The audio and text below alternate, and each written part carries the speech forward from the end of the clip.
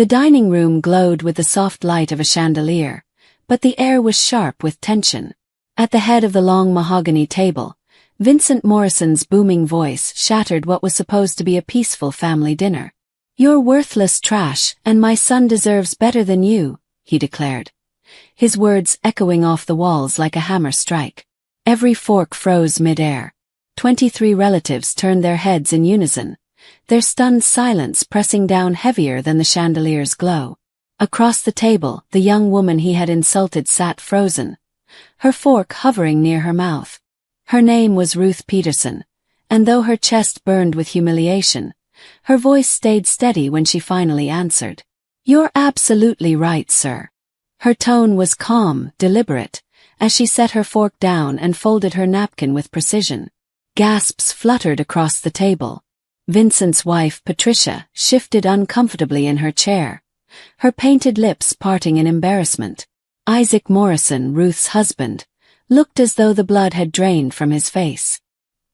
He opened his mouth to protest, but his sisters stared at their plates, refusing to meet Ruth's eyes. Even the youngest cousin, who had been giggling moments earlier, fell silent. Ruth rose slowly, smoothing her dress with graceful composure. "Excuse me," she murmured, her voice cutting through the tension like glass. She reached for her purse at the side table. No one moved. The room felt strangled by the weight of Vincent's contempt. Isaac's voice broke through at last, heavy with desperation. "Ruth, wait." But she was already walking toward the door. The grand Victorian house loomed around her, its polished floors and high ceilings reminders of Vincent's pride. What he didn't know, what not one person at that table realized, was that Ruth had helped finance this very house. He had spent years bragging about his investments, never imagining the anonymous backer funding his real estate empire was sitting quietly at his table, enduring his arrogance. Stepping into the cool October night, Ruth pulled her phone from her bag. The bitterness in her chest transformed into a cold determination.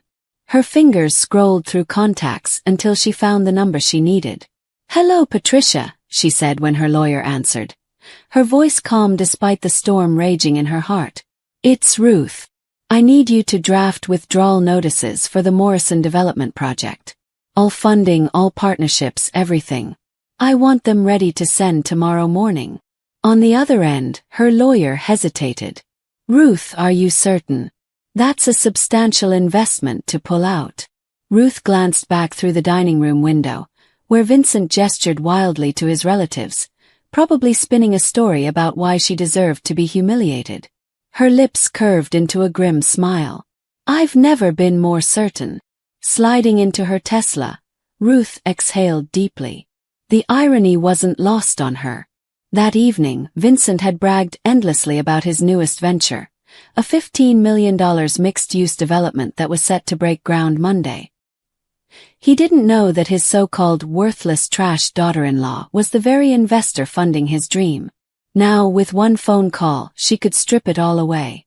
The satisfaction that coursed through her veins felt dangerous but intoxicating. "Time to show him," she whispered to herself, fastening her seatbelt. "Time to show him exactly what this trash is worth." The next morning arrived gray and drizzly, Oregon's sky heavy with rain clouds. Ruth was in her home office by 7, her laptop open, coffee steaming beside her. The quiet hum of her computer was the only sound as she reviewed financial documents. Her lawyer had worked fast. The withdrawal notices were ready, waiting only for her final approval. Her phone buzzed on the desk. A message from Isaac lit up the screen. "I'm so sorry about last night. Dad was completely out of line. Can we talk tonight?" Ruth stared at the words for a long moment. Isaac was a good man, caught between loyalty to his family and his love for her. But there were some lines that once crossed could not be smoothed over.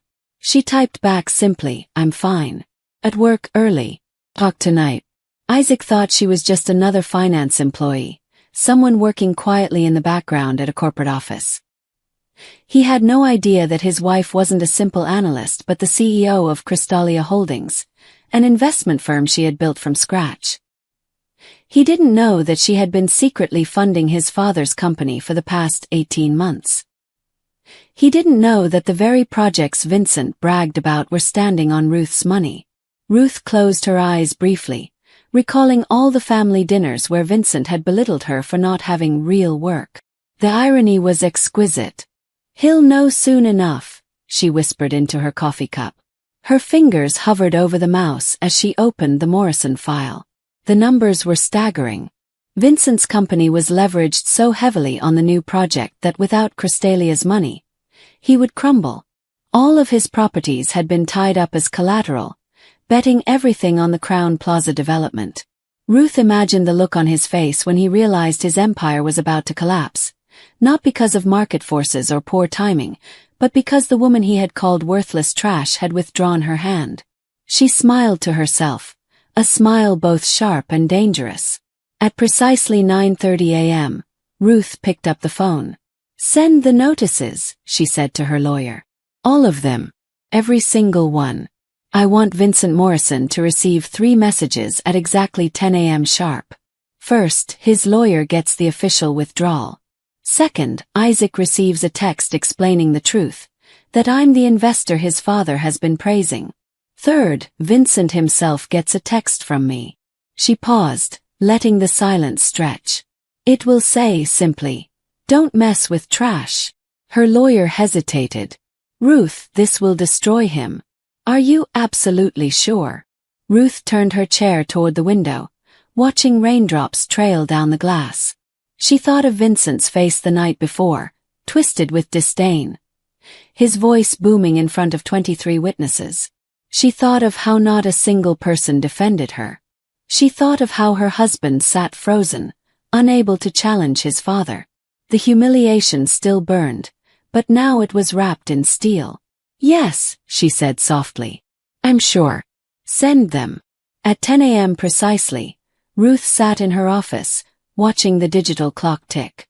The moment felt both surreal and inevitable. Somewhere across Portland, Vincent would be sitting at his desk, convinced the world admired him, completely unaware that his empire was seconds away from imploding. Her phone remained silent. She folded her hands, her breath steady. Then, at 10:07, her phone buzzed. The first call was from Isaac. "Ruth." His voice was frantic. "I just got the craziest message. It says, 'You're the anonymous investor Dad's been working with.' That can't be true, right?" Ruth leaned back in her chair, her voice calm. "Why can't it be true, Isaac?" He stammered, struggling. "Because that investor put millions into Dad's projects. You work for some finance company. You don't have that kind of money." He paused. "Please tell me this is some kind of mistake." Ruth's heart softened slightly at the panic in his voice, but her reply was firm. "It's not a mistake. Isaac, I own Crystalia Holdings. I've been running my own investment firm for 5 years. Your father's projects have been part of my portfolio for the last 18 months. The line went silent for so long she thought the call had dropped. Finally, Isaac whispered, "You've been funding Dad's business this whole time." "Financially, yes," Ruth replied. "I saw potential in his projects. I invested. But your father never knew because I kept my involvement anonymous." Isaac exhaled shakily. "Last night, he spent the entire evening bragging about his investor.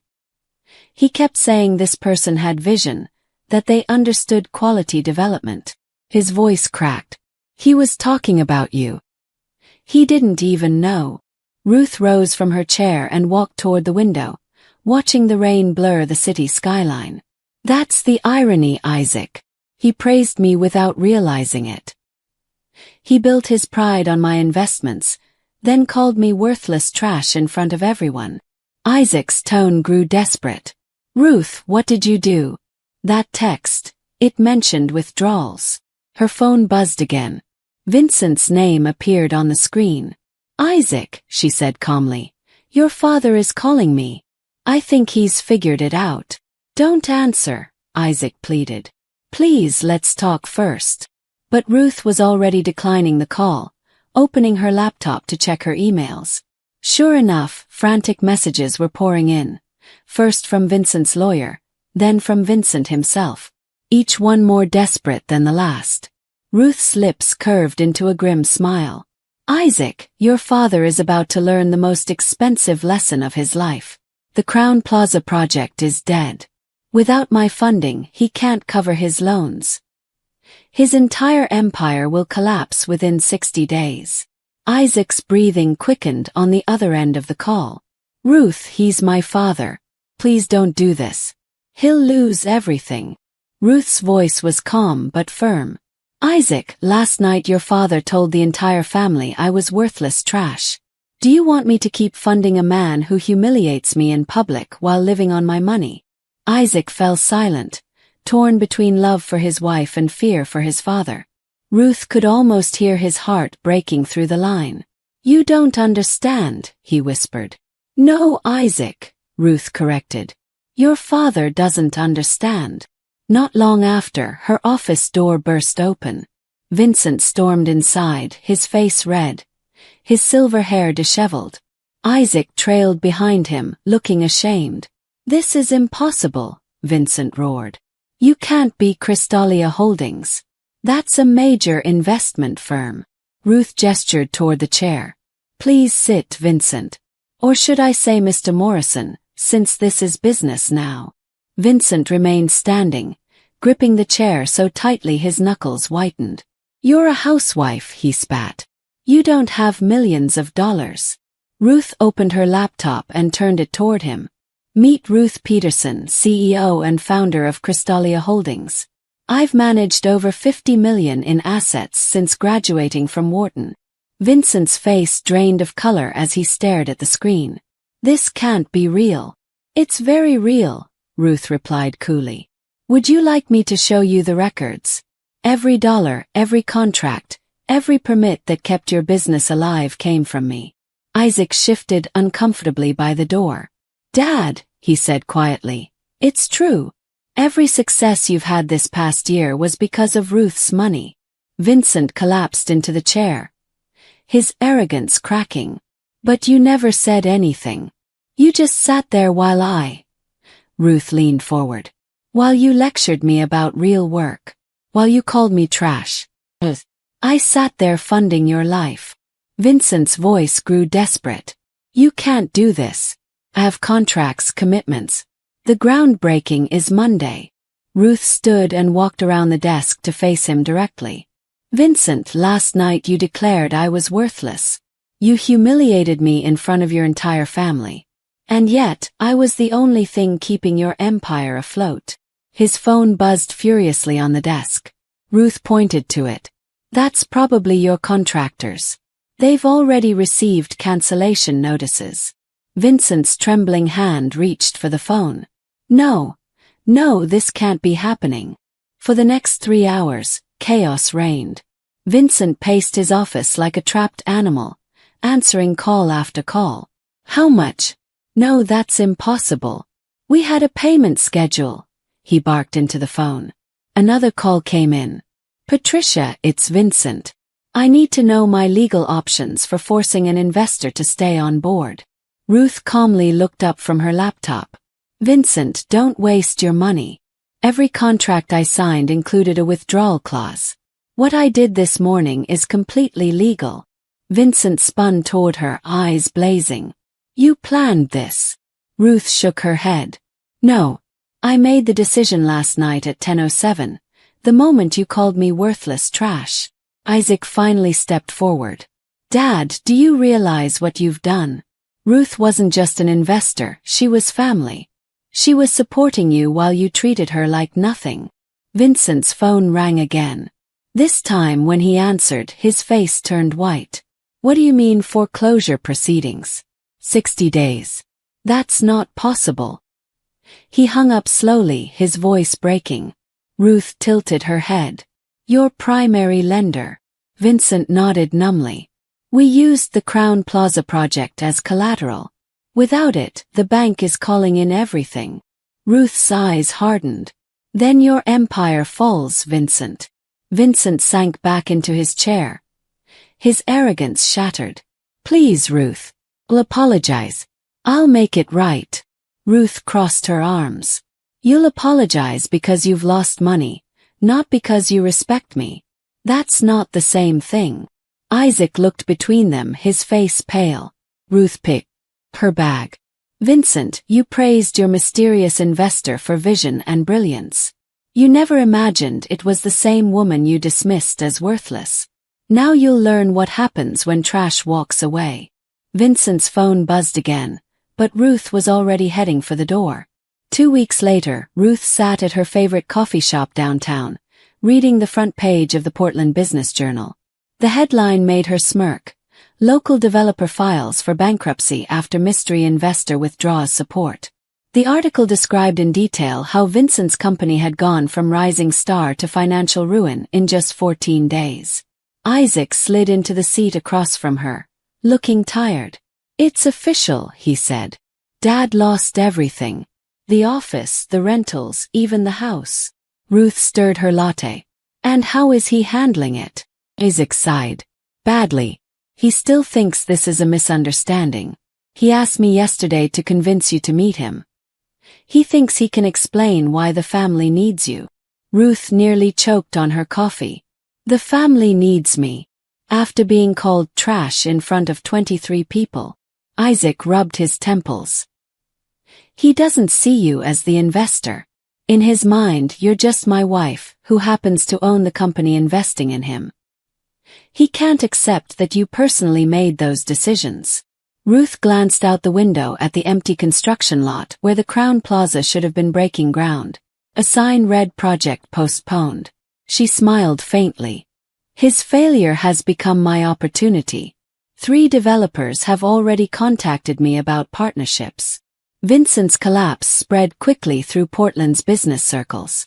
At networking events, his name was whispered as a cautionary tale. The man who insulted his anonymous investor and lost everything.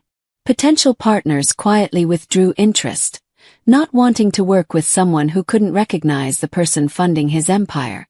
The humiliation was worse than the bankruptcy. Vincent had called his own daughter-in-law worthless trash while she was secretly the backbone of his business. No one respected him anymore. Every meeting began with awkward questions about the Crystalia incident. 6 months later, Ruth attended Isaac's cousin's wedding. Vincent was nowhere in sight. His wife, Patricia, approached Ruth during the reception, her eyes watery. Ruth, I want to apologize. Vincent was cruel that night. We all know it now. We also know you were generous to support his business for so long.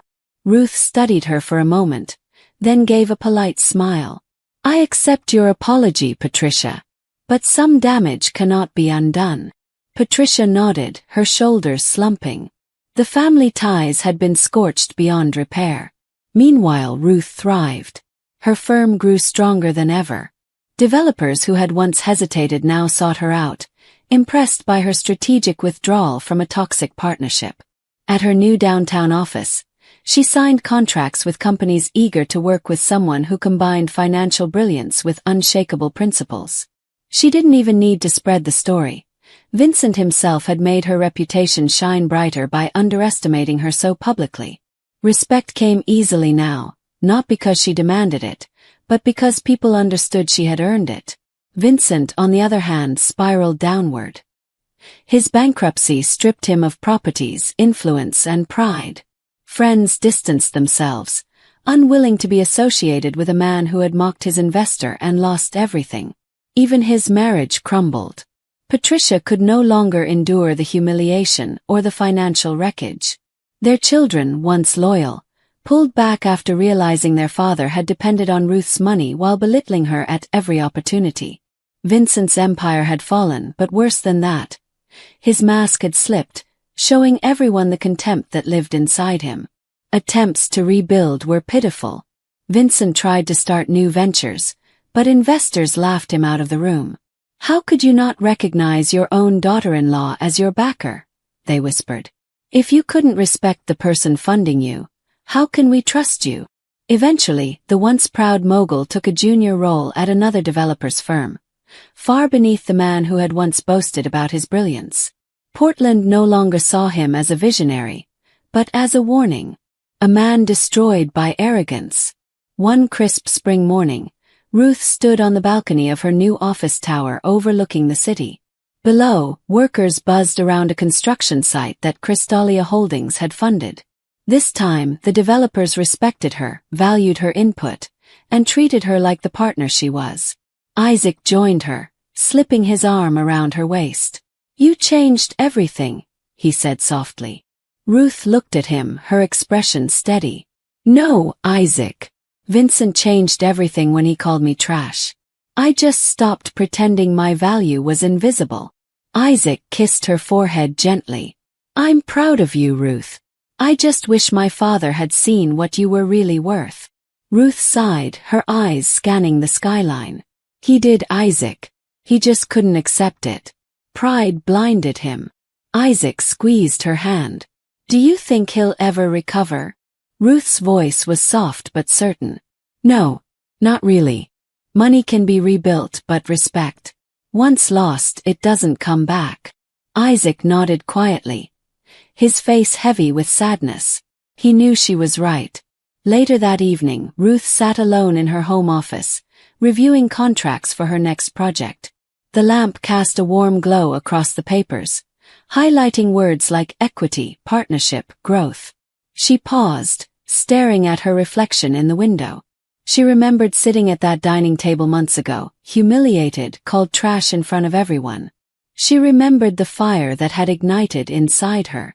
And she remembered the satisfaction of watching Vincent's empire fall under the weight of his own arrogance. "Sometimes," she murmured, "walking away is the strongest strike of all." News of Vincent's downfall lingered in Portland for years. His name became shorthand for arrogance and blindness. "Don't pull a Morrison," people would joke at business mixers. Meanwhile, Ruth's reputation soared. Investors trusted her instincts, and developers admired her fairness. She became a quiet legend in her industry, not because she sought revenge, but because she demanded respect. And respect, once earned, had more power than any fortune. Isaac often told her she was stronger than anyone he knew. Ruth only smiled. Strength, she thought, was born from fire. Vincent lived out his days bitter and diminished, unable to shake the story of how he lost everything by insulting the very person who had saved him. His arrogance had been his crown, and now it was his prison. Meanwhile, Ruth thrived not only in business but in life. She surrounded herself with people who valued her, building a circle of genuine respect and partnership. She never raised her voice to boast, never flaunted her wealth. She didn't need to. Her quiet confidence spoke louder than Vincent's old shouts ever had. And so, in the end, Ruth's revenge wasn't in destroying Vincent. It was in refusing to carry him any longer. His empire collapsed under its own weight the moment she stepped away. He had called her worthless trash in front of the world, and the world had shown him what a lie that was. Ruth Peterson walked forward into her future, not as the wife mocked at a family dinner, but as the woman who proved that trash can be worth more than an empire. Sometimes the most powerful answer to cruelty is not vengeance, but clarity.